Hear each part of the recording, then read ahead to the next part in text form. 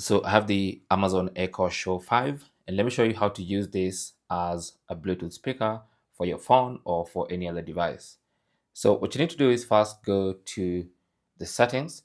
So you can simply swipe down on the Echo Show 5 and then hit settings. Under settings, the first setting you'll see is Bluetooth. Tap on that. It's going to go into pairing mode. So now you're going to go into your phone's Bluetooth settings and find the Amazon Echo Show. So let's go to the Bluetooth settings.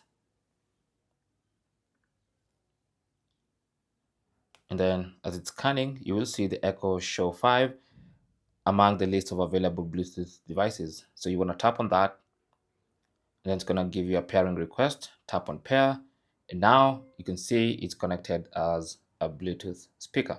Simple as that. So now if you have any media to play, it's going to play via the speaker. Playing from TalkTo's S26 Ultra. There you go. Thanks for watching and good luck.